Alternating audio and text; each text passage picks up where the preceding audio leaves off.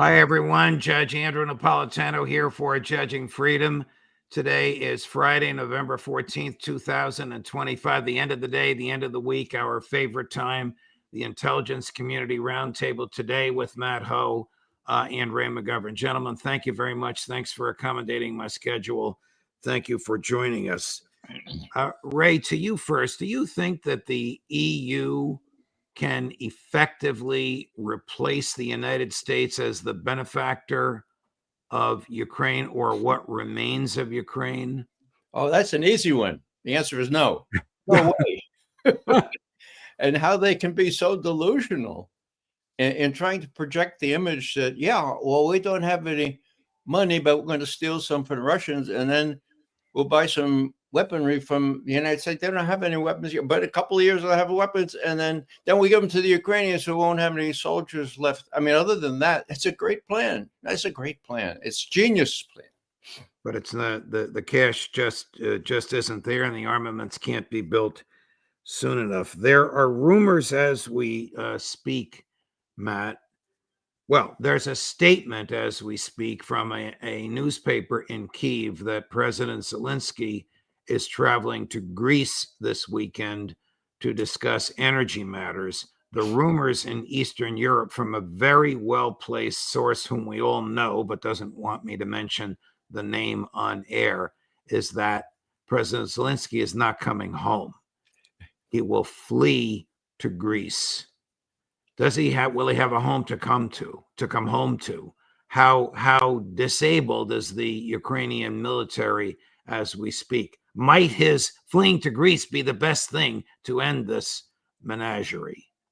Well, thanks for letting me join you, Judge and Ray.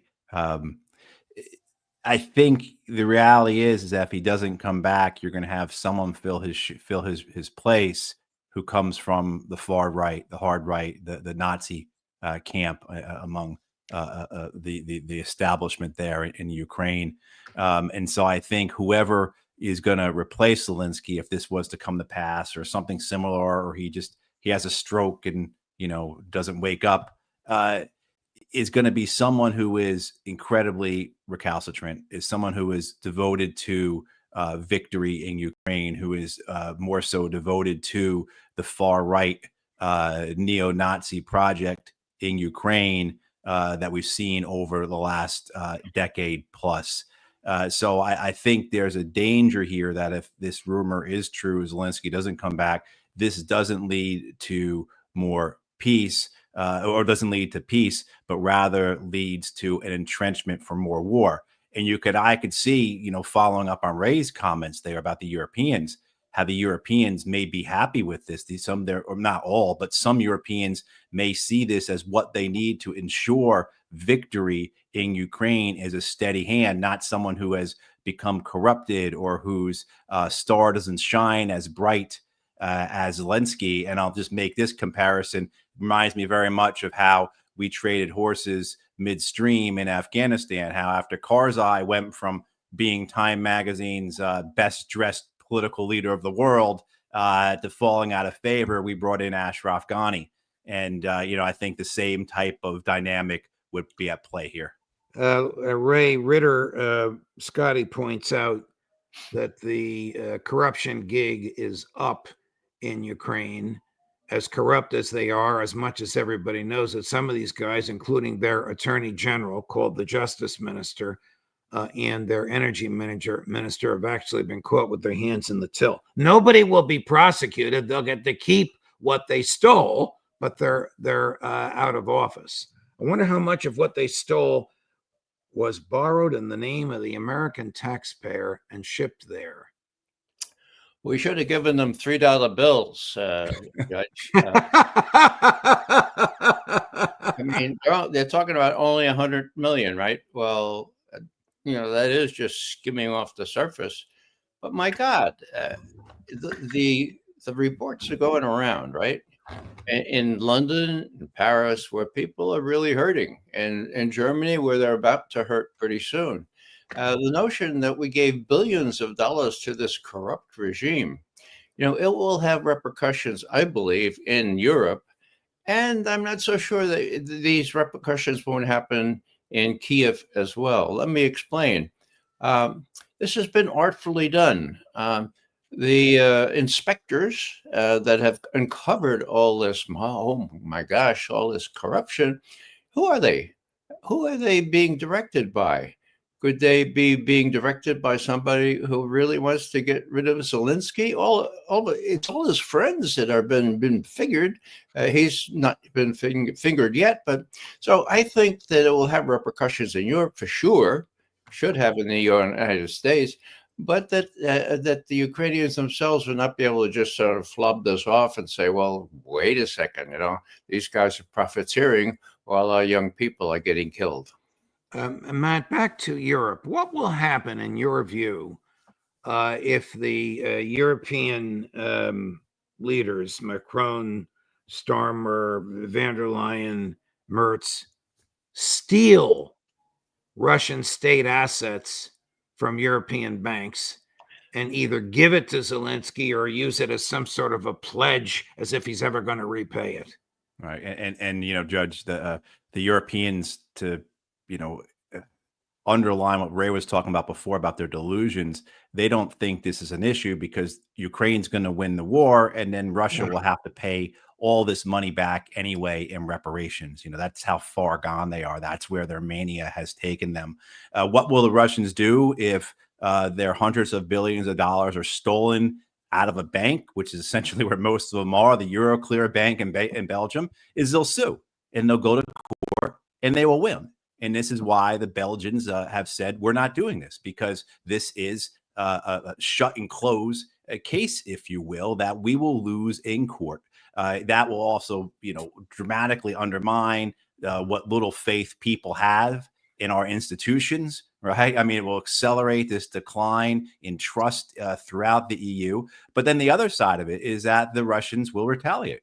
The Russians claim that they have as much European assets as the Europeans have Russian assets, and that so you'll get into this type of economic warfare, if you will, or an extension of the ongoing economic warfare that we've seen for since 2014, essentially, or even before then.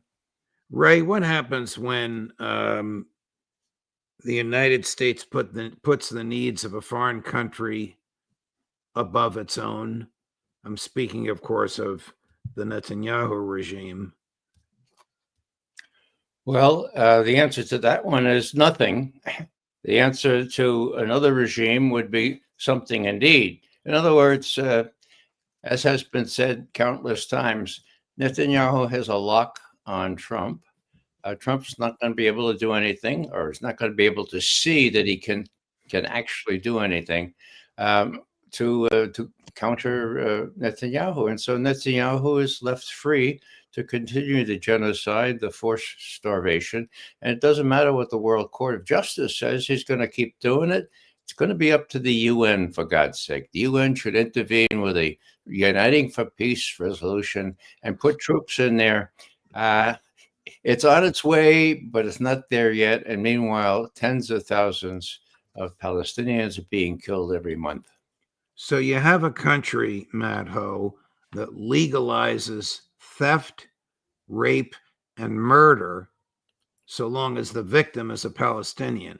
How can such a country, on top of all of its other apartheid crimes, possibly be accepted in the international community? How can it be tolerated in the international community?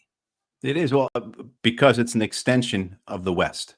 Right. This is the West's colony in the Middle East. And there's a lot of history we can get into and unpack all of that. But essentially, the Europeans and the Americans see Israel as theirs. And so they protect it. And then, of course, you have the understanding of the Israelis, of the American political system, as well as the the European political systems, as well as the media's, and their ability to control, to influence, to manipulate. And so this is why you have this ability to Israel to be such a pariah state, such a rogue outlaw state that it's interesting, Judge, that the British supposedly stopped sharing intelligence with the United States over the United States' illegal actions in the Caribbean and the Pacific in terms of extrajudicially killing people on the high seas, which war crime, violation of international law, but nothing in comparison to the genocide in Gaza. But yet the British still go along with that. So the impunity that the Israelis have, has historical roots here. Again, that legacy of being a colony of the West, as well as too the clear practical function, the clear practical success of their ability to manipulate, control, and influence not just American politics and media, but European as well. So, Ray, you have intimated this for a long time, that Netanyahu has a lock on Trump, and the name of that lock is Epstein. So, Drop Site News just reported a few minutes ago that an Israeli spy stayed for weeks at a time in Jeffrey Epstein's townhouse in Manhattan. Leaked emails just leaked yesterday show Epstein working on a wire transfer to Ehud Barak's top aide by the name of Yoni Koren, Koren, who apparently also regularly stayed at the apartment, at Epstein's apartment. This stuff is getting worse, is it not? Is the CIA aware of what Epstein was doing, Ray McGovern? Yes, of course it was. So was the FBI. Ehud Barak, he used to tell his wife he was going to the movies, right? But he'd go to Epstein's house and stay for weeks. I mean, wasn't he once the prime minister of Israel? He was. I think he was also, Matt would know, I think he was also the chief of the IDF, and then he became the Israeli prime minister. You're not talking about a slouch that's insignificant in Israeli government and society. Why would Epstein be wiring money to Ehud Barak? Well, the financial aspect of what Epstein was doing is coming to the fore now. But the basic fact that matters is that he was an agent of Israel, the Israelis' Mossad, their secret service. And that can be proven by a former Mossad agent who was totally reliable. I know that because Robert Perry used to depend on him for really good information on Israel, Iran, and so forth with the Iran-Contra thing. What's his name? Ben Menashe. Now, he went on a TV program and he said, look, I know I was part of the Epstein thing. I handled the father and the daughter. And I know that, please, Mr. Trump, to end the genocide, just let it all out. Then get it up on the desk. You'll feel better for it. For God's sake, please do that. People are dying in droves every night. Please do that. So you don't really need much more proof, but the U.S. press, or the Western press, disguises that and goes into every other detail except the fact that the Israelis were behind all that. Let me add a little thing. You talk about chutzpah, right? Well, here's chutzpah on steroids. We give the Israelis $3.8 billion right off the top every year. Last year, that gave you a total of about 30 to 40 billion extra. Now the Israelis want to negotiate a 10-year agreement, which will include more than $3.8 billion a year. They want to go to 10 years. Why? Because the current agreement expires in 2028, and they want to be in position if Trump goes, as he will, we hope, then they'll be in position to be in receipt of even more hard-earned cash from American taxpayers. So chutzpah is the name of the game, and if they're not paying a price for what they did with Epstein, well, they'll feel self-confident in not ever having to pay a price. Is there any question, Ray, that Epstein worked closely with Israeli intelligence? None at all. Matt, will the American decision to attack Venezuela, which now seems imminent, delay the Israeli invasion of Iran? That's a good question, Judge. This comes down to what's rolling around in Donald Trump's head in terms of Right. what he thinks is best for him. And we have to always remember everything that gets done this next year has to be weighed against his chances to win the Nobel Peace Prize. Which we shouldn't be talking about that. Like that should just be something that people should say. This whole guy talking about that, he's an idiot. But this is the world we live in, where the president of the United States, the most powerful man in the world, et cetera, is making decisions of life and death for thousands upon thousands of people based upon his own vanity, right? Based upon the fact that Barack Obama got a Nobel Peace Prize and Donald Trump doesn't have one. But can the United States military carry out limited operations against Venezuela? I don't think we're looking at an invasion. There's simply not that many troops there. There's 16,000 troops in the area, and about 14,000 of those are manning ships. Only about 2,000 Marines that can go on the ground there.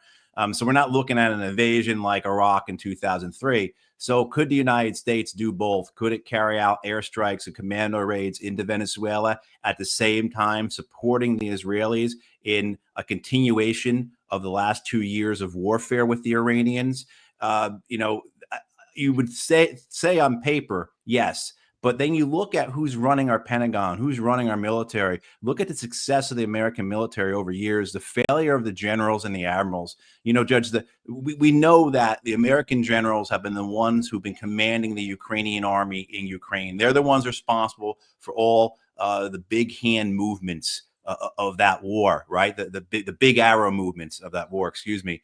And they've been defeated by the Russian generals. The United States Navy has been defeated in the Red Sea not once, but twice by the Houthis. And then, of course, in the war with Iran last year, just the 12-day war, Donald Trump had to end it by staging this spectacle, flying B-2s halfway around the world to drop bombs onto their nuclear facilities, not knowing whether they work or not, but had to have some type of stunt, some type of theater or event to give him an excuse to get out of the war, because the Israelis and the Americans are running out of air defense missiles, and eventually Iran was going to start overwhelming Israel.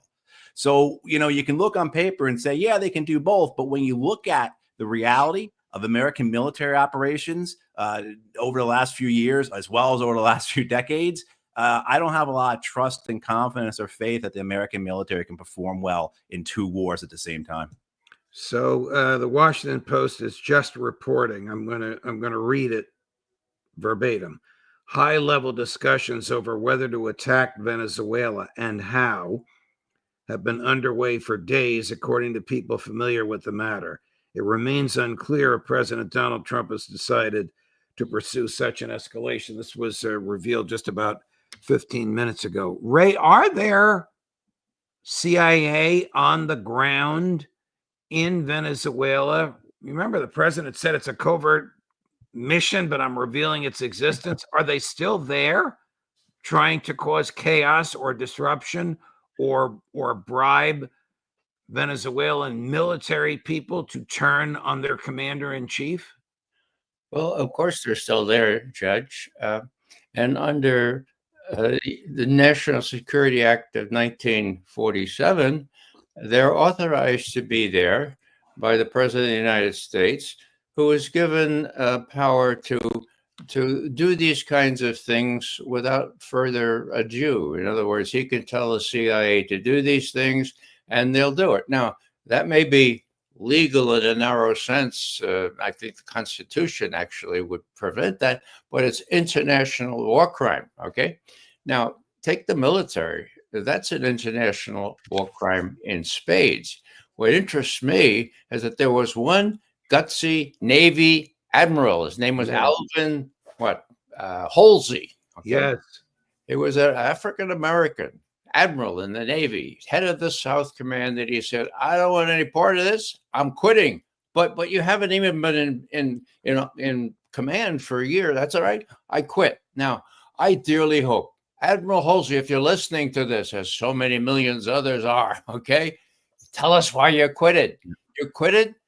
You quit because you didn't want to become a war criminal. And now the likes of John Yoo and other so-called lawyers, no disrespect, Judge, so-called lawyers are trying to justify why it's possible that this is not a war crime. And what they say is, well, Trump says they're drug dealers, and Trump says they're drug dealers, that we can go after them. I mean, give me a break. Even the legal people are being enlisted now to try to prevent our soldiers, our sailors, from being tried later as war criminals at a trial like Nuremberg.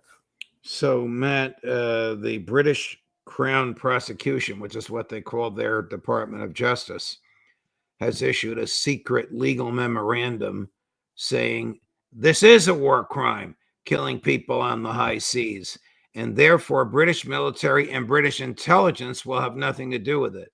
The United States Department of Political Justice has issued a secret legal memorandum, as Ray just said, saying it's not a war crime. The president can kill whoever he wants. The latter, of course, is absurd. But it is interesting, I think, the public break between MI6 and CIA, where MI6 washing their hands of this. Right, Judge. The Canadian foreign minister got asked this question, and she deferred. She danced out of it and said it's up to the Americans to determine if their actions are violating international law or not. The French have issued some denouncements of American policy, but for the Brits, as you're saying, to put forward publicly that we're not going to work with you, our closest ally, MI6 and CIA, Ray can tell you this better than I can, they're tied at the hip, being led around on a leash by Mossad maybe, but they're tied at the hip. So just I think the vulgarity of this, the overt nature of it, right? The fact that it's so obvious what's occurring here, and the long history, the ugly history that leads to this, all the other wars that the United States has perpetrated in just such a brutal, barbaric fashion, Vietnam, Iraq, Afghanistan. So the Brits, I think, are saying, this is something that we can't have our hands attached to. We can't have our hands, we can't be a complicit or a part of. I'm reminded, Judge, John Adams said there is no greater guilt than an unnecessary war. And it's amazing how many of these unnecessary wars have populated our lifetimes. That there's a lot to be said about that, about the culpability and the soul of this country.